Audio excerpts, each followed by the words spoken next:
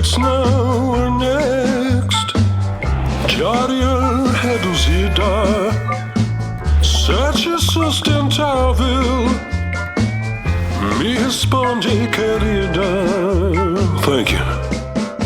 Tomorrow. So come hora extra. It's now or next. Nesse prazo é treta. Quando te conheci, eu aceitava de tudo. Yes, I did. Filmava mais que dormia. E então veio a pandemia. It's now or next. Não dá pra aceitar. A verba tá de lascar.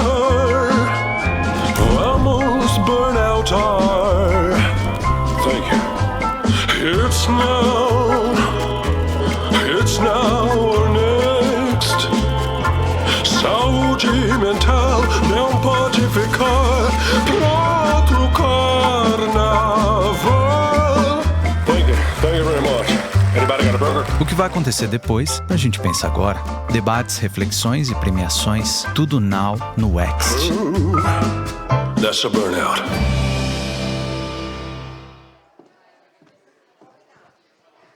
Vamos lá, pessoal. Dando continuidade aqui à programação do dia. Thiago, eu tô certa agora? Tá bom. Ele tá dando bronca ali. Vamos lá para a próxima programação do dia, o painel sobre ESG, implementando na prática e enfrentando os desafios. Chamo aqui para esse painel, para fazer a mediação, a minha amiga querida Regina Augusto, diretora executiva do SEMP, Carmela Boas, da CEO da Soul Code Academy, Carlão Busato, CCO, founder, diretor de cena da Surreal Hotel Artes, e Marcelo Paschini, diretor de sustentabilidade do Bradesco. Sejam muito bem-vindos. Obrigada aí por terem aceito o nosso convite. Regina, passo a bola para você. Tá bom, Mari, obrigada. Obrigada pelo convite. Muito bom estar aqui. A gente tem uma tarefa árdua, que daqui a pouco a gente vai concorrer com a Alemanha e a Espanha, mas o nosso painel vai ser tão emocionante quanto o jogo de Copa do Mundo. E vamos falar sobre um tema que eu acho que é extremamente atual, contemporâneo e muito interessante. E adorei que um evento como o Wext esteja contemplando o ESG, e acho que a gente vai ter uma troca aqui muito interessante. Antes da gente começar, a gente vai fazer uma primeira rodada de apresentação para todo mundo ficar mais familiarizado com cada um de nós.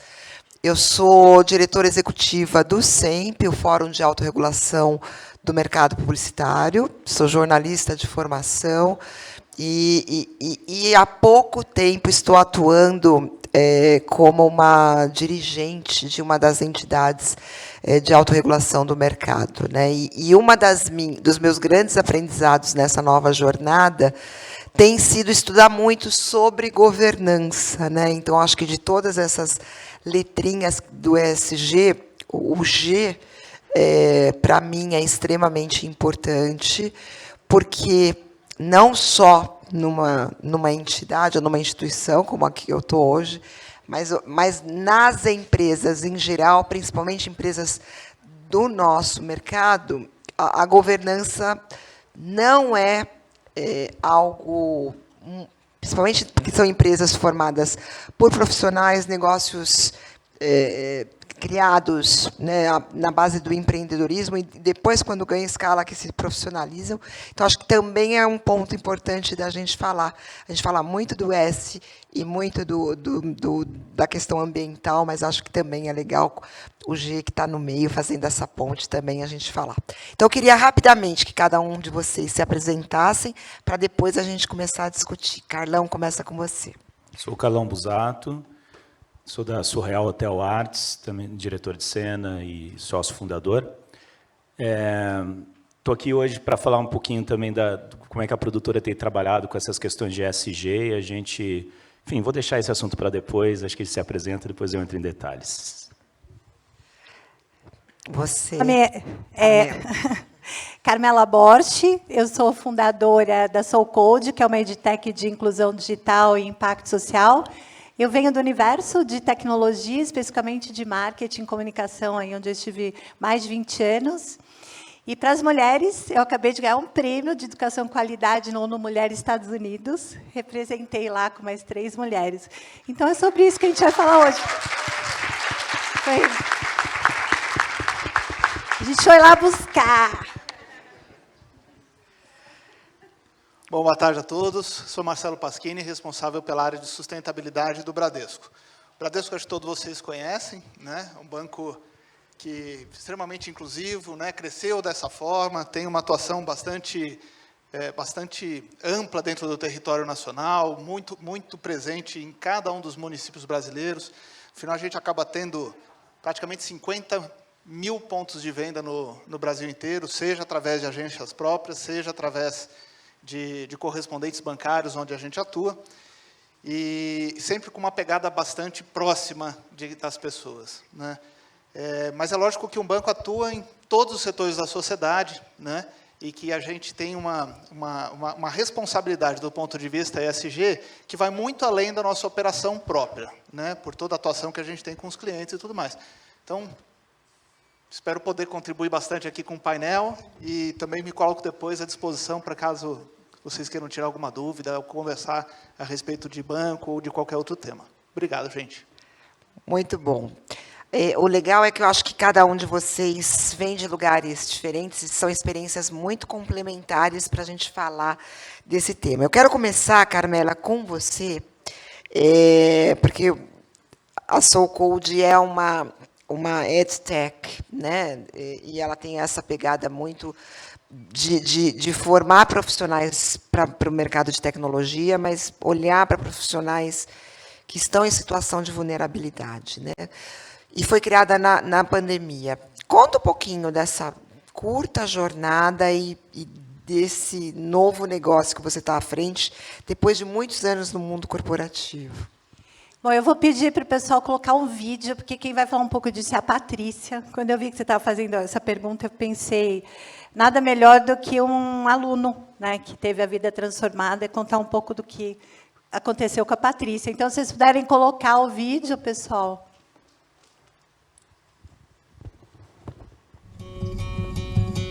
Tecnologia é como se fosse um bichinho, que uma vez que ela te morde, não sai mais de você. Eu cursei análise e desenvolvimento de sistemas, só que eu não consegui terminar. Tinha lá aqueles formulários, né? Qual que é o seu nome, seu endereço? Mas qual que é a sua profissão? Eu não tenho profissão. Agora é a hora de eu retomar. Aí foi onde eu vi a oportunidade do Bootcamp da SoulCode Academy em parceria com o Google Cloud. E 6 meses depois, aí foi onde eu recebi o convite para poder fazer parte do time da SoulCode Academy. Só que do lado de lá. Ali o mundo, sabe quando o mundo ganha cor? Então nessa hora ficou colorido. Eu, Patrícia, mulher casada, mãe de 3 filhos, 39 anos, profissão engenheira de dados habilitada em Google Cloud Platform.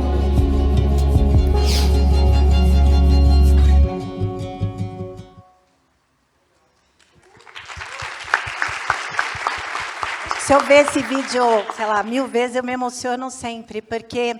Então, da onde vem a SoulCode, né? Eu acho que a gente tem essa palavra que a gente está usando tanto, e que se fala tanto, às vezes está bem banalizada, que é propósito, né? A gente ouve falar bastante, mas, assim, eu sempre digo que quando a gente não sabe qual que é o nosso, a gente pode buscar na nossa crença ou na nossa história, né? E eu venho de uma história de mulheres, né, de uma família nordestina que sempre teve uma questão de exclusão bastante forte. E eu vim do universo de tecnologia. Então, assim, há 25 anos eu estou nesse universo. E é um universo que, hoje, ele só tem apenas, continua, 20% de mulheres. e dessas 5% de mulheres pretas. Então, esse sempre foi o meu propósito, eu sempre estive em causas sociais, sempre fui conselheira de grandes, né, hoje são grandes organizações, como Gerando Falcões, Casa do Zezinho, mas, assim, em casa, essas coisas sempre andaram juntas, até falando, tem caminho do meio, né? E que eu acho que tem que ser assim, porque quando a gente está numa posição, como eu era, né, de vice-presidente de marketing da Oracle para a América Latina, eu sempre digo que nós estamos nessa posição, né? Nós não somos, né? E que era bom que todo mundo pensasse e lembrasse disso, que você não é, você está. Enquanto você está, você tem que usar a caneta e o poder para fazer essas transformações, né? E se um dia você for embora, no mínimo você deixa lá um legado. E eu deixei o meu na Oracle, que foi a primeira classe de programação na favela. E, a partir do momento que eu fiz isso, não tem mais como voltar, entendeu? Então, eu saí justamente para entender o que estava acontecendo no mundo, se a gente poderia trazer uma EdTech. Rodei, sei lá, gente, todos os países que puderem imaginar, mas nenhum deles tem essa necessidade que a gente tem, que são 30 milhões de invisíveis, como a Patrícia. E, do outro lado, essa dicotomia que a gente tem 30 milhões de invisíveis, 10 milhões de desempregados e quase 1 milhão de vagas abertas que não são fechadas, né, por falta de oportunidade. Então, a SoulCode é o que também é o empreendedorismo social, que eu acho que é uma discussão que a gente pode ter bastante, que é quando você devolve para a sociedade, né, o seu trabalho. Então, a gente nasceu disso. Eu acho que é importante dizer que você tinha até falado, né, da questão do desafio. Eu diria que o maior desafio hoje, não só para nós, mas acho que para todos os empreendedores sociais, é definitivamente ter um propósito bastante claro, trazer uma solução para um problema social e escalar, né, ter sustentabilidade e, claro, trazer as grandes marcas, as grandes, né, esses executivos também que ocupam essas vagas para que façam parte desse movimento e dessa transformação. Muito bom, muito inspirador. Carlão, a Surreal também foi criada na pandemia, né? Acho que vocês têm isso em comum. Mas com a sua experiência, né, e dos sócios na área de produção, vocês resolveram se posicionar como uma produtora que tem os princípios de sustentabilidade como um forte apelo, né? Algo que ainda não é tão difundido nesse mercado. E a pergunta é, como que tem sido essa jornada desde então e a receptividade do mercado a esse posicionamento da Surreal? Legal. A gente criou essa produtora bem no meio da pandemia, abrimos em janeiro do ano passado, né? Então, com muita coragem. Mas, primeiro de tudo, dizer que quem devia estar aqui nesse painel hoje falando é a Cris Chacon, que é a nossa head de operações e que realmente quem lidera toda essa questão, né, de questão social, de sustentabilidade, o famoso ESG da produtora, e que faz a governança da produtora como um todo. Então, assim, é uma pena que ela não pode estar aqui hoje, porque está com uma questão pessoal, então eu vou tentar representar ela da melhor maneira possível, né? Então, dado o crédito para a Cris, né, que é uma pessoa incrível. A gente é um desafio muito grande, porque você tem que estar implicado, né? Eu acho que essa é a primeira grande questão, né? Você tem que querer muito, porque dá trabalho, né? Essas coisas dão trabalho e também dão custos e gastos.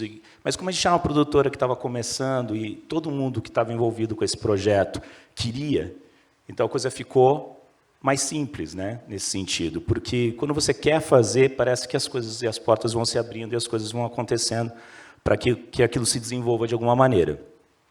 Então, assim, hoje a gente foi ainda atrás de alguns recursos para ajudar a gente a acontecer. Hoje, mais cedo, teve a palestra aqui, que estava a Flávia, do Pacto Global, né, que é um princípio, é uma coisa incrível, né, que é criado pela ONU, né, pela Organização das Nações Unidas, e que ajuda muitas empresas a entender um pouco desses caminhos, né. O Bradesco também é signatário do Pacto Global. A gente, infelizmente, ainda é a única produtora signatária do Pacto Global da ONU, e espero que isso mude, né, porque a gente começou a fazer essas coisas e começou a focar nessa questão tanto da sustentabilidade quanto das questões sociais dentro da produtora, porque a gente acredita que é um dever, porque a gente está implicado, e não porque a gente precisa fazer marketing em cima disso. Aliás, a gente divulga muito mal, não tem um vídeo para passar, não tem nada. A gente precisa de ser uma empresa de comunicação, a gente precisa aprender a divulgar melhor isso. A gente tem os nossos relatórios no final de cada projeto, que a gente divide com os clientes e tal, mas acho que a gente ainda está aprendendo porque a gente está movido a isso, né? Quer fazer a coisa acontecer. Então, a gente tem, só para resumir um pouquinho aqui esse assunto, a gente tem uma coisa que a gente chama SET responsável. O SET não é só sustentável, ele é responsável, porque ele é muito mais amplo e muito mais complexo do que só olhar para a sustentabilidade, né? Isso demanda treino, demanda a gente ter pessoas dedicadas para que esse projeto possa acontecer. A gente trabalha com muitos freelancers nesse nosso mercado, é muita gente diferente. E cada rodada de freelancers que chegam, a gente tem que ir lá explicar como é que esse SET vai operar. A gente tem que ter cartilha, tem que ter manual. E não é só simplesmente fazer ali a pegada de carbono ou ter o copo de papel no set de filmagem. A gente tem que olhar para toda a complexidade dessa cadeia. No final, assim, como é que a gente vai destinar tudo que foi ali passado pela triagem, o que vai acontecer, quais são os lugares onde vão ser doados, onde vai ser destinado. Então, é um processo amplo assim, e complexo, e também olhar para as questões, né, sociais, assim, como é que a gente consegue ter um set mais diverso. A gente conseguiu no ano passado, os números desse ano eu não tenho ainda, mas no ano passado os nossos sets de filmagem tiveram 52% de mulheres em posições de liderança, em todos os sets, assim, né? Então, é um trabalho ali de formiguinha, mas que se você não está implicado, eu acho que essa é a palavra que eu gosto de usar, você tem que estar implicado. Não acontece, né? E a gente é movido muito sobre as urgências nesse mercado, né? Então, você parar para olhar para isso, para poder aplicar isso dentro do teu negócio, da tua produtora, é realmente uma energia que tem que ser dedicada, e eu entendo que tem muitas produtoras com dificuldade. A gente começou do zero, a Surreal nasceu com esse sonho de ser uma produtora assim, então acabou que a gente conseguiu aplicar isso na prática, e agora a gente também ganhou um prêmio, que é da Prefeitura de São Paulo. O SET responsável ganhou o prêmio de Cidadania e Direitos Humanos da Prefeitura de São Paulo, também uma das poucas empresas aí selecionadas para esse prêmio.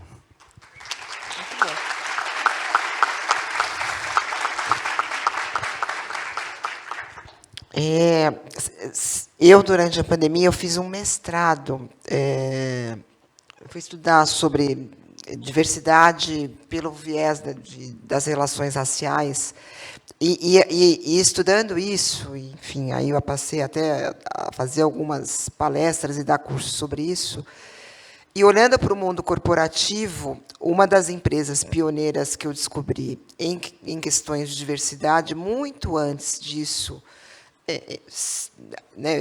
virar uma agenda quase que obrigatória, como é o Bradesco. O Bradesco tem um pioneirismo na questão de diversidade muito forte. Aí você me corrija, mas pelo que eu pesquisei, foi a primeira empresa que fechou uma parceria com a Faculdade Zumbi dos Palmares para contratar alunos formados de lá, logo que a faculdade foi criada, ali no começo dos anos 2000, acho que 2003 ou 2004.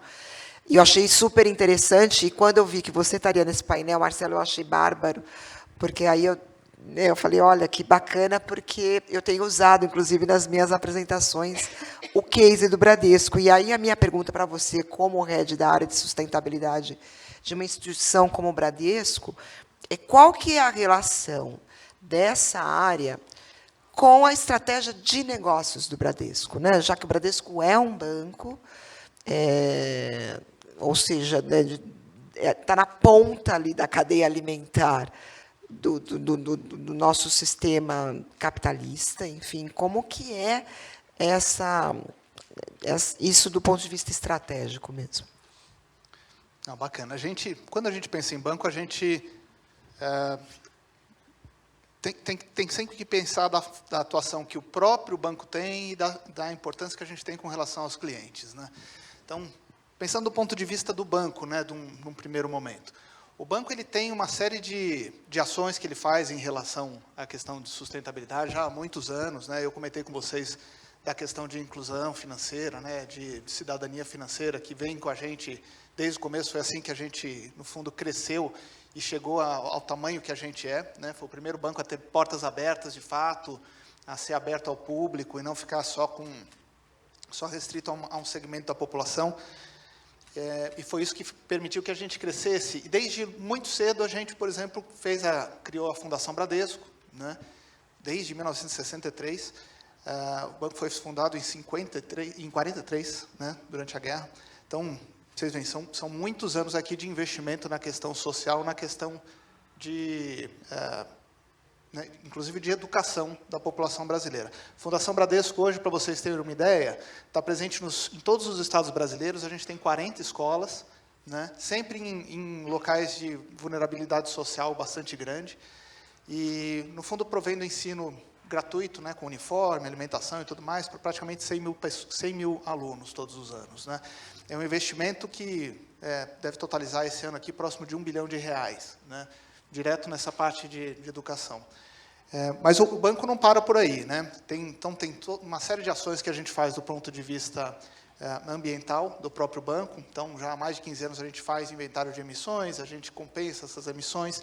Hoje a gente utiliza 100% de energia renovável em todas as nossas operações, né? Todas as agências são abastecidas por energia renovável.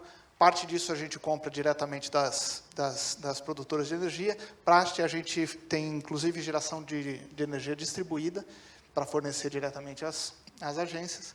E a gente tem trabalhado cada vez mais próximo dos clientes para engajá-los e ter uma trajetória de redução de emissões de gases de efeito estufa ao longo do tempo.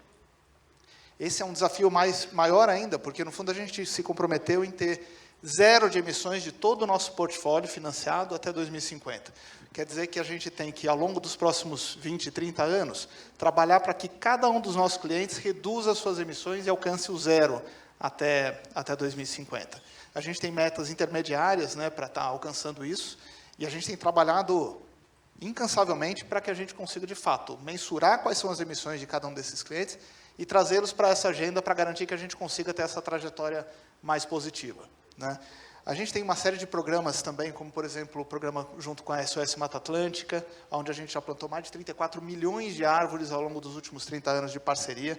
34 milhões de árvores é uma enormidade de árvores, tá, gente? Normalmente, os compromissos corporativos vão na ilha e na faixa de 1 milhão de árvores, né? Então, você imagina, 34 milhões é um comprometimento grande e de muito tempo, né? Não são ações novas. Mesmo a Fundação Amazônia Sustentável, que a gente já foi um dos fundadores, né? A gente tem já 15 anos de parceria com eles, tem um programa muito, muito interessante em toda a região amazônica, com as comunidades ribeirinhas, para desenvolver culturas mais sustentáveis, fazer com que as áreas que eles atuam, de fato, sejam áreas de conservação, que eles ajudem as populações locais a preservar as localidades onde eles estão, fazendo um manejo sustentável de toda a produção que eles fazem, né? Então, tem uma série de ações que a gente faz mesmo cada vez mais próximo dos nossos clientes, inclusive do ponto de vista de energia renovável, né, com financiamentos e tudo mais, para garantir que esse caminho, de fato, vá acontecendo de uma maneira bastante sustentável, de fato, ao longo do tempo, né? Isso não é da boca para fora, a gente realmente acredita nisso. O banco tem realmente no seu propósito, desde sempre, contribuir com o desenvolvimento econômico do país, né, desenvolvimento sustentável do país, e isso a gente tenta colocar na prática todos os dias, seja no relacionamento com os clientes, seja na forma como a gente atua dentro do banco, né, com ações de diversidade, enfim, em todos os pilares ESG que a gente discute, e buscando também garantir que cada vez a gente aproxime mais também os nossos clientes dessa agenda toda, o que não é simples, mas a gente acredita que é a forma da gente realmente fazer mais diferença, buscando impacto através das nossas ações, tanto diretas quanto indiretas junto aos clientes. Muito bom. Queria voltar para você, Carmela, e falar de um assunto que eu acho que ele é super caro para o nosso mercado. E até olhando o vídeo da Patrícia, isso só reforçou o que eu já tinha pensado. Um dos focos da formação, né, quando vocês buscam e selecionam as pessoas que fazem parte dos cursos da Soul Code, são pessoas também que já passaram da idade mais competitiva para o mercado de trabalho, pessoas, entre muitas aspas, mais velhas, mas aí a gente está falando de pessoas por volta de 40 anos, E a gente sabe que no mercado da comunicação e do marketing, que é um mercado muito jovem-cêntrico, né? O Brasil é um país jovem-cêntrico, em todas as áreas isso acontece. A gente está falando aí de uma inclusão geracional também, de etarismo, de uma série né? Tem vários nomes essa questão, mas é basicamente isso. Como que tem sido exatamente este foco da questão etária na formação dos alunos da Soul Code? Bom, eu gosto dessa pergunta porque ela remete ao primeiro tema, que é um tema, né, de todas as empresas, que, né, fala-se bastante, que é a inovação, né? Todo mundo, todas as indústrias estão buscando inovação. E tem uma coisa, pessoal, que sim, assim, não existe, nunca vai existir na inovação se não houver diversidade. Né? Se a gente colocar todo mundo pensando exatamente da mesma forma, vindo do mesmo lugar, né, dos mesmos lugares, com o mesmo repertório, essa inovação não vai existir. Pelo simples fato que a gente não tem troca e a gente vai ver o problema sempre pelo mesmo lado, porque nós estamos no mesmo lado. Então, eu daria um passo atrás, que é assim, se a gente está falando de inovação, a diversidade ela é necessária. E quando a gente fala de diversidade é um caldeirão. Né? E aí, obviamente, que a diversidade etária ela entra nisso. A gente tem, por exemplo, as nossas classes, elas são 100% virtuais, mas ao vivo.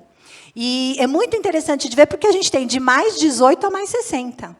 E nós fazemos squads. Quer dizer, o cliente chega lá, coloca um problema e a gente sai com a solução tecnológica para isso. Este caldeirão faz com que esse squad, esse resultado, seja incrível. Né? Então, primeiro, vamos olhar para o ponto de vista econômico, que eu gosto sempre de falar nisso. Né? Não falar só do impacto social, do que a gente tem que devolver para a sociedade, tudo isso que a gente sabe que tem que fazer, mas assim, qual é o impacto econômico? E aí eu vou falar dois, que eu acho que tem uma questão importante. Marcelo falou do vulnerável social, que obviamente é parte também, né, dos nossos alunos, mas tem um nome e algo que a gente vai começar a discutir bastante, que é o vulnerável digital.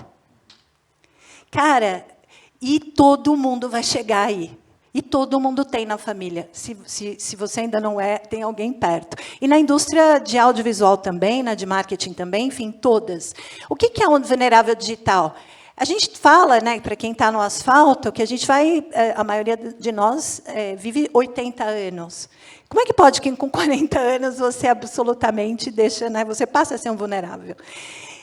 E essa vulnerabilidade digital, ela acontece da seguinte forma: muitas dessas pessoas, assim como nós, assim como muitas pessoas que a gente conhece, têm mais de uma faculdade, têm uma boa formação, às vezes tem até idioma, mas ela não tem uma profissão digital. É a Patrícia. Quando você dá uma profissão digital para qualquer tipo de diversidade, você muda tudo. Porque não é sobre pedir, é sobre ir lá e dar o seu trabalho, né, como uma forma de remuneração. E eu vou contar uma coisa para vocês que é importante, de novo, para o ponto de vista econômico. Essas vagas, por exemplo, no universo de tecnologia, o que vale? É você ter um conhecimento de um hard skills bastante forte. Né? A gente treina lá 800 horas. 800 horas qualquer um de nós aqui vai programar. E quando você entra numa área de RH, e a gente gosta quando isso acontece, você vai lá e faz uma prova técnica. Aí, cara, não importa só de onde você vem. Não importa nenhuma diversidade que você tenha. O que importa é que você saiba programar. Que você saiba exercer aquela profissão tecnológica. Então, quando a gente olha para a questão etária, eu acho que tem uma questão, de novo, né, de um propósito e da minha vida e da minha história, de ver mulheres, principalmente mulheres, que também, dentro dessa classe, elas são as que mais são atingidas, e foram bastante durante a pandemia. Então, o que a gente tem que pensar é que, primeiro, quem não chegou vai chegar lá. Olha que bacana. Vai chegar, tá? Isso é um fato. A outra coisa é que, se você ainda não ficou desempregado, né, alguém próximo de você está, e aí, até o Gil Jardelli falou esses dias que a segunda maior dor do mundo é a dor do desemprego, só perde para o luto. E deve ser mesmo. Né? Apesar de não ter vivido isso, a gente tem que ter a compaixão de que a gente pode estar lá. Então, eu diria que essa é uma discussão econômica. Ela é muito mais do que só inclusão.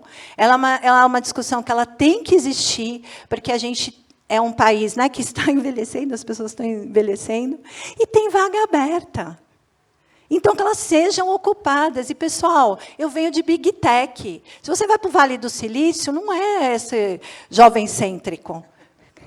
Pode até ser o fundador e tal, mas não, gente, o fundador na Oracle tem 82 anos, entendeu? As pessoas dentro dessas Big Techs, quando você vai lá, você vê tudo. É uma diversidade, é um caldeirão, é disso que a gente está falando. Isso é uma questão muito do Brasil, muito da América Latina, e que, definitivamente, a gente tem que discutir.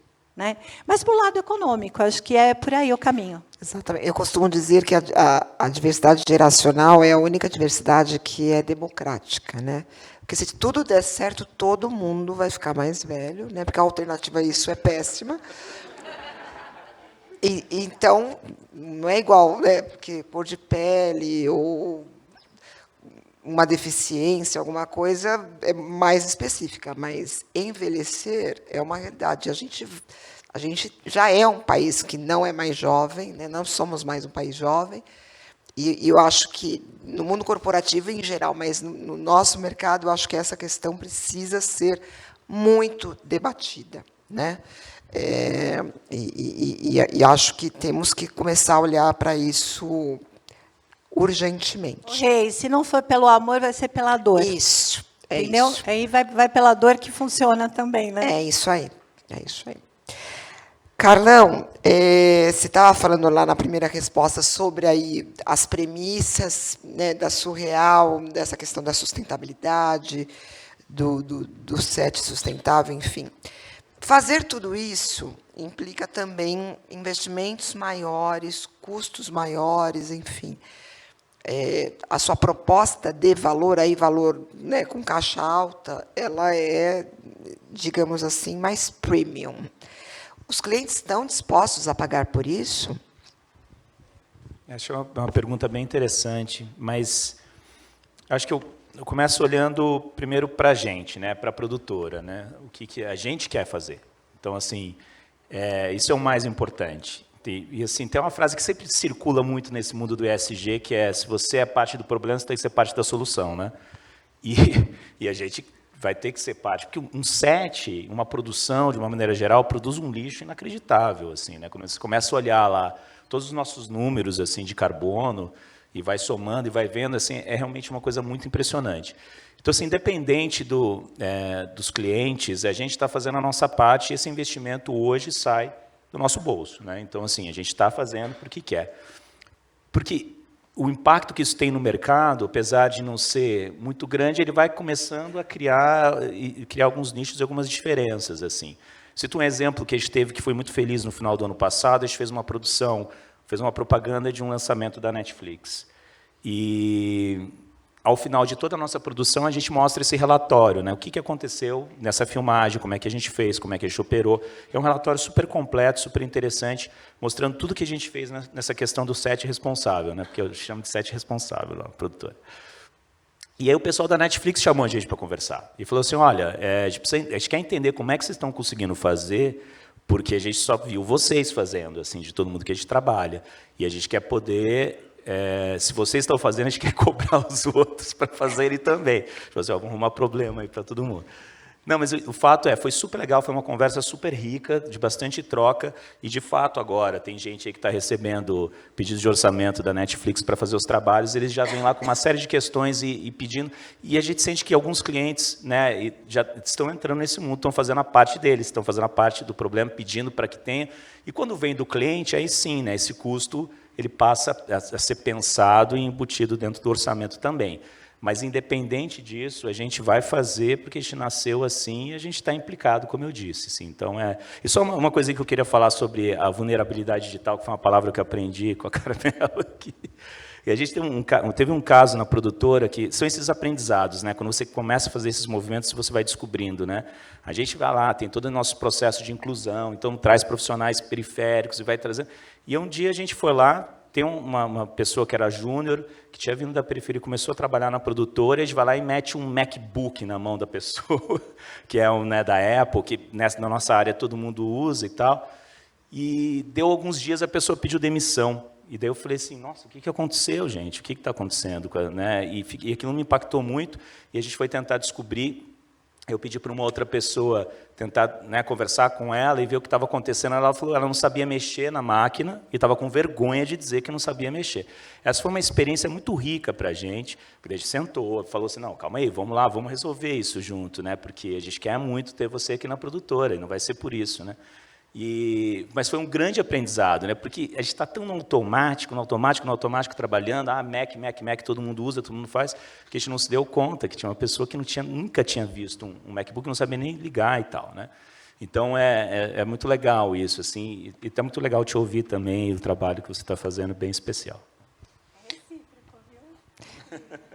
Não, a gente teve um papo anterior, né, para alinhar o painel, e quando você trouxe isso, eu achei interessante, porque as pessoas partem de pontos... Os pontos de partida das pessoas são diferentes dos nossos. A gente acha que todo mundo está aqui nesse mesmo patamar, e a gente vive só na nossa bolha. Né? Marcelo, eu queria falar um pouquinho com você, como a nossa audiência, né, é o mercado de comunicação, marketing, especificamente um braço desse mercado, que é o braço de produção audiovisual. Como que se aplica a questão da agenda ESG no relacionamento com os seus diversos prestadores de serviços? Assim? Os fornecedores são sempre fundamentais, né, para qualquer empresa, não é diferente para um banco. Né? A gente tem uma quantidade de fornecedores bastante grande, né, são praticamente 2.000 fornecedores, e a gente tem um programa de fornecedores que trabalha com todos eles, tanto no engajamento de questões éticas, sociais, quanto do ponto de vista ambiental também. Né? Dentro desse programa de fornecedores, a gente faz um screening de todos os fornecedores quando eles começam a trabalhar com a gente, mas a gente faz também screenings periódicos de todos eles ao longo do processo. Então, não é só um processo de entrada, mas também um monitoramento desses fornecedores ao longo do tempo, para saber as condições de trabalho, né, responsabilidade social desses fornecedores que prestam serviço para a gente. A gente faz engajamento deles do ponto de vista ambiental também, engajando eles para fazer inventário de emissões, para ter respostas ali no CDP e assim por diante. E, inclusive, anualmente, a gente costuma fazer um encontro de fornecedores onde a gente normalmente traz temáticas de sustentabilidade, né, para discussão. O último que a gente teve, por exemplo, foi bem focado em diversidade. Né, e depois a gente acompanha como é que estão essas ações de cada um dos fornecedores para garantir que eles estejam, de fato, implementando as ações que eles, eventualmente, não estavam cumprindo em determinado momento, e a gente monitora para garantir que eles vão fazendo, o que pode, eventualmente, levar a um descredenciamento dos fornecedores, mas isso é absolutamente raro. Normalmente, quando a gente encontra alguma deficiência, os fornecedores eles mudam as práticas e se adaptam para garantir que eles estejam cumprindo todas essas questões de uma maneira bastante bem apropriada. Né? E os relacionamentos, normalmente, são de realmente muitos anos, né, gente? É super bom você ter gente que presta serviço para você, e que você confia, e que você tem certeza da qualidade que está sendo prestada e da forma como eles estão, cada um deles, atuando. Né? O que mais que acho que é importante falar? Do ponto de vista de ética, também, a gente acompanha cada uma das coisas, a gente olha, desde o screening original, né, para ver se tem algum processo trabalhista meio inadequado, algumas coisas assim que podem chamar atenção, ou qualquer questão relacionada a trabalho análogo ao escravo, ou trabalho infantil, qualquer coisa dessa, que é o screening básico que a gente tem que ter. Né?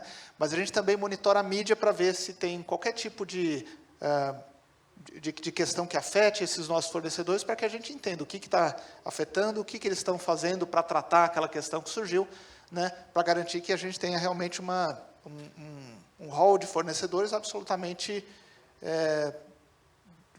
ilibado, né? de credibilidade, não só para a gente, mas também sabendo que isso tudo vai acabar refletindo em toda a sociedade. Muito bom. Bom, eu já recebi aí um primeiro aviso, que a gente tem agora só 10 minutos, mas temos mais uma rodada de perguntas que eu preparei, então vamos agora para a rodada final. Dentro dos cursos que a SoulCode dá, de formação, Carmela, existe existe lá uma parte que é de formação para a área de marketing digital, né, que você, inclusive, tem uma parceria com a Mensagem e tal. Como que tem sido, especificamente para esse, como que tem sido a receptividade do mercado e esse processo, né, que é uma agenda recente do mercado publicitário e de comunicação, olhar para lugares diferentes em busca de pessoas, para os seus times? Bom, primeiro eu só queria dizer que a gente, na qual a gente estava falando, né, que quando parte, né, de empreendedores como nós, empurrar, até a gente fez esse, ir para os grandes, né, para as grandes indústrias e falar, olha, começa a fazer isso com a sua cadeia de fornecedores. Você lembra que a gente falou isso na call? Então, assim, é incrível, eu acho que você tem que falar bastante isso para que outros escutem, porque eu acho que é isso mesmo, o ESG, né, essa sopa de letrinha, ela só vai funcionar se definitivamente empresas e pessoas como você, porque eu sempre acho que é mais do que a empresa, são as que estão sentadas nessas cadeiras, tenham essa visão de fazer esse ecossistema funcionar, né? Então, que bacana ter escutado isso, não poderia deixar de falar isso. E é sobre, na indústria de comunicação, a gente criou a carreira de Media Performance, a princípio era a carreira de Martech, e aí a gente descobriu que ninguém sabia muito direito que carreira era essa, e a gente foi para Media Performance, e aí tem Media Performance CRM.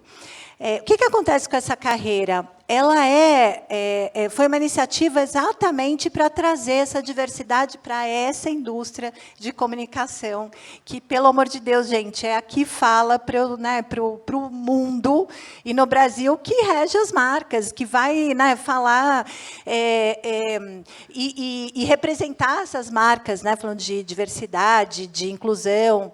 Então, o que a gente acredita é que é uma indústria, e a gente sabe, né, porque a gente vive nela, que não é só sobre o anunciante, é sobre os fornecedores, que é o que a gente está falando, e, definitivamente, dentro das agências, enfim, todo o ecossistema. Existe, a gente sabe também, um grande desafio de diversidade, também, de novo, todo tipo de diversidade, né, dentro principalmente, inclusive, das agências. E aí, quando a gente faz um profissional incrível de media performance, de novo, não importa nada, a não ser que, tecnicamente, mande bem para caramba. Então, de novo, ocupar essas vagas, que elas são tão difíceis, né, de serem ocupadas. E até esses dias, a gente estava numa discussão, estava falando, poxa, mas, né, nas grandes academias, as grandes academias formam as pessoas que querem virar os CMOs, né? E aí a discussão mas os CMOs também não têm, né, mulheres pretas, e, enfim, tem que começar de algum lugar. Porque essas pessoas, se entra como analista de media performance, tem uma carreira para seguir e vai ocupar esse lugar. Então, a gente precisa começar. Acho que é uma indústria que tem que, definitivamente, comer da comida que cozinha, sabe? Porque, se você faz as grandes produções, mostrando que as marcas são inclusivas, que têm diversidade, definitivamente você tem que ter isso, né, tem que começar dentro de casa. Então, é uma iniciativa que já começou como media performance, está indo para analista de dados. Quem vive dentro de uma empresa da indústria de comunicação se não tiver media performance, se não tiver analista de dados? Gente, a Patrícia, ela é BI hoje de uma agência que atende a Sephora, ela atende a Sephora direto. Eu acho que é sobre isso que a gente está falando. É de uma necessidade, de novo, econômica e de uma vaga, que ela precisa ser técnica e que ela pode ser ocupada por qualquer pessoa, né, em qualquer tipo de diversidade. Agora, na nossa indústria, definitivamente, essas discussões elas têm que acontecer e com mais iniciativas que sejam, né, como essas que a gente está falando aqui, que realmente faça a transformação, não só propaganda, né, não só para ganhar prêmio, mas porque é necessário. E aí, a próxima questão, ela é bastante espinhosa, digamos assim, mas ela é extremamente necessária, e importante. E aí, Carla, ela é para você, mas depois eu também quero ouvir o Marcelo, porque eu acho que é uma grande oportunidade que a gente tem nesse painel de fazer essa discussão. a gente tem uma cultura no nosso mercado, né, e aí falando de produtoras, que é... Cadê a Tati? A Tati está em algum lugar aí. Você usou outro dia uma expressão que eu adoro, que é a cultura da disponibilidade infinita, né? A gente estava num outro painel. Do 24/7, do final de semana de plantão, porque o cliente vai pedir uma mudança para o filme que tem que entrar no ar no domingão do Luciano agora. Enfim. Mas a gente sabe que isso não é nem saudável, muito menos sustentável. E aí, a pergunta é para você, e depois, Marcelo, eu queria também ver, do seu ponto de vista, como você não está na cadeira do CMO, mas eu imagino que você converse ali com o seu par. O seu par é ótimo. O seu par do marketing. E isso tem que, de alguma forma, acontecer, né?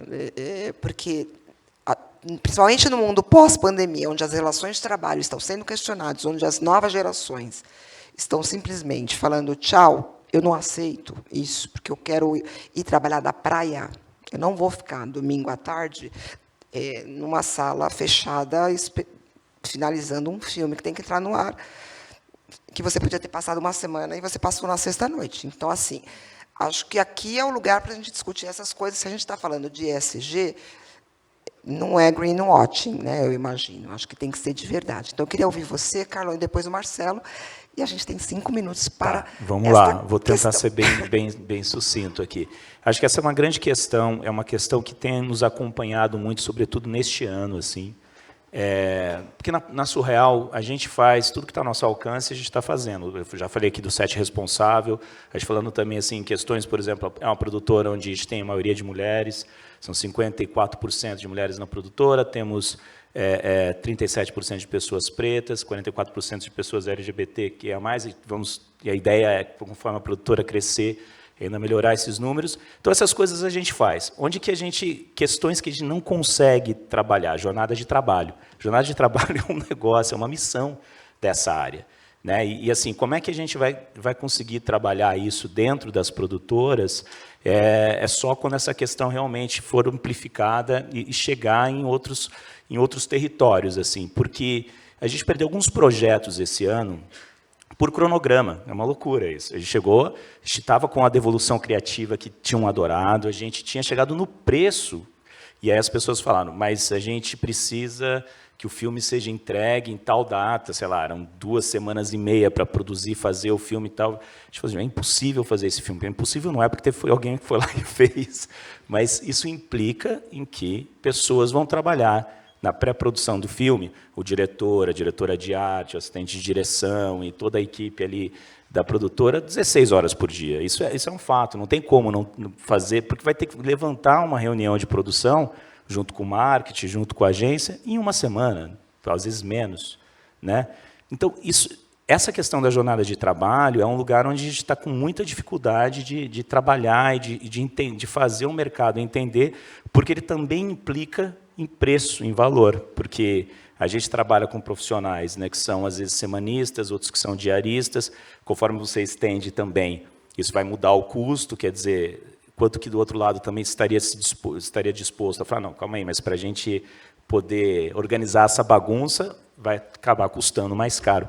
Então, eu acho que é um ponto muito, muito difícil, eu acho, de entender, mas você falou muito dos fornecedores agora também, né, Marcelo, e de como que né, a gente amplifica essa questão do ESG para os fornecedores, entendendo também de como esses fornecedores vão conseguir fazer as coisas, né, e vão conseguir aplicar o ESG. Hoje, a grande dificuldade, que eu tenho certeza que a maioria dos meus pares aqui tem, é poder ter uma jornada de trabalho adequada nos seus negócios, assim, enfim. Tá aí, mas não é uma cobrança, você fica tranquilo. Até porque eu nunca trabalhei com o Bradesco, então não sei como é que é. Assim, a gente, mas enfim, aproveitando que você está aqui, queria te ouvir também. Acho que jornada de trabalho é uma coisa sempre desafiadora, né, gente? A verdade é que a gente vai se apaixonando pelos temas e a gente acaba ficando absolutamente dentro deles. Tem uma questão, sim, de prazos de execução, mas a verdade é que a gente se autoimpõe uma carga de trabalho, porque a gente quer ter a melhor entrega, quer fazer da melhor forma possível, que acaba virando quase não, parte da nossa vida mesmo, né? Acho que todo mundo aqui já deve ter passado por essa situação em determinadas fases da vida. É importante que isso não seja o tempo todo, porque senão esgota completamente. A gente tem visto casos de burnout para todos os lados, né? Acho que é uma das doenças da nossa vida atual, né? E até com o perigo de que a gente confunda o que é a vida profissional com o que é a vida pessoal totalmente. E aí, quando a gente tem um tempo maior para a vida pessoal, a verdade é que a gente nem sabe o que fazer com esse tempo extra que acaba sobrando, né? Então, acho que é de cada um de nós mesmo buscar um equilíbrio, ver como é que a gente consegue ter, sim, as entregas feitas com a melhor qualidade possível, né, da melhor forma, mas que isso não vire uma obsessão e que acabe afetando a nossa vida pessoal de modo que a gente acabe efetivamente não tendo uma vida pessoal, né? Que acho que é o maior risco que a gente tem, né? Nossa família agradece da gente poder dedicar um pouco mais de tempo, né? De poder estar com eles mais vezes, de ter tempos de qualidade realmente programados para isso. E tudo isso vem um pouco de disciplina, né, pessoal? Vem de disciplina tanto no trabalho quanto na vida pessoal. A gente precisa aprender a achar os tempos adequados para fazer alguma dessas coisas e ganhar um equilíbrio dentro dessa equação que não é nada fácil, né? Não é nada fácil, mas que a gente precisa ir buscando, vendo como é que a gente consegue colocar essas coisas todas de pé. Acho que esse é o grande desafio da nossa vida, né? E tempo é um só, é a única das coisas que a gente não consegue mesmo mudar, né? Ele vai correndo e é implacável. É isso. A gente teve lá o aviso que a gente tem que terminar o painel, bem agora que o negócio esquentou. Por falar em tempo... Mas eu agradeço, acho que a gente levantou questões bárbaras. Obrigada pela audiência, obrigada. Obrigado.